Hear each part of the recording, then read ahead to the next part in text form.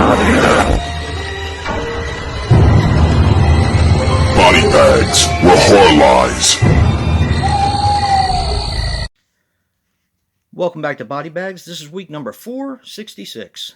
This is a theme week, and the theme is Killer Clowns. I'll be your host, Jason from Horrific Nightmares, and this week I picked Clown Fear. Now I'm going to forego some of the back story that I give on a lot of the films because I want to talk about this one a little bit because this one kind of threw me for a loop. Alright, Clown Fear is a 2020 film which runs approximately 109 minutes and is written and directed by Minh Collins. Now it stars Sadie Katz as Carly Summers, Augie Duke as Mia Sandusky, and Tiffany Fest as Amber Sneed. This is what I would like to call Clown Town, which was it was in the Dollar Tree not that long ago. I think a lot of people got that one. I happen to really enjoy that movie. I thought it was done extremely well. It's kind of like Clown Town meets 2000 Maniacs from Herschel Gordon Lewis.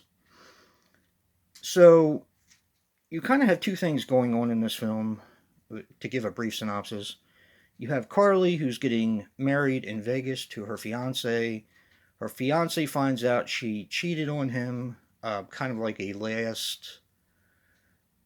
something like he gave her a pass and she actually used it, and he got mad and left and called off the wedding.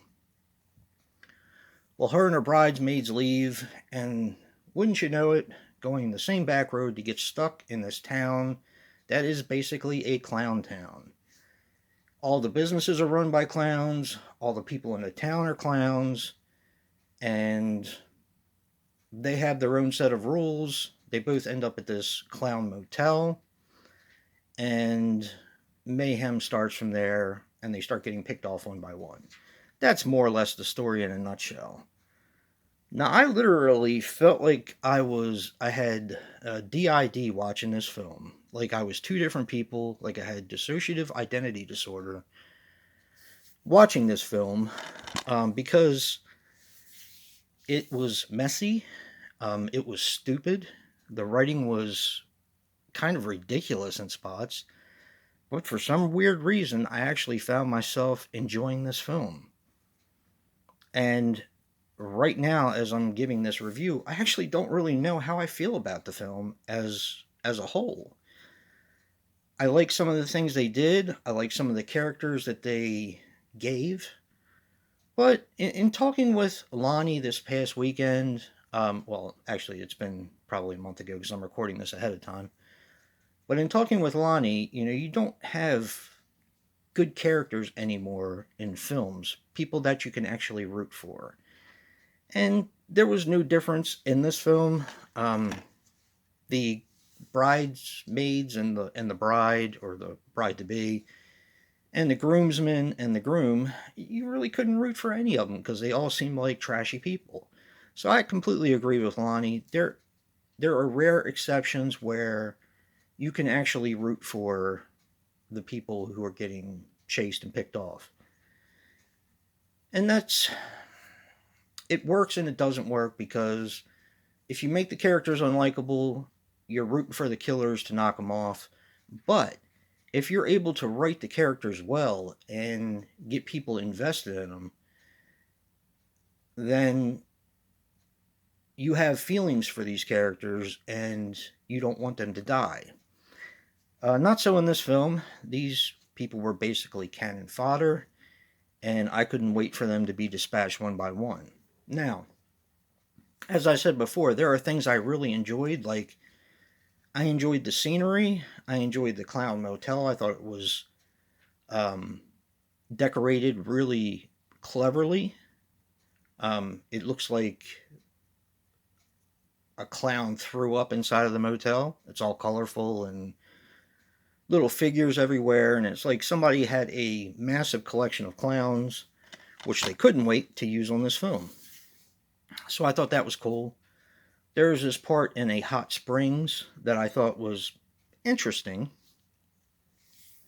And there's several little businesses around the area who you come to find out are part of the clown posse. Now, the people in the town are considered family.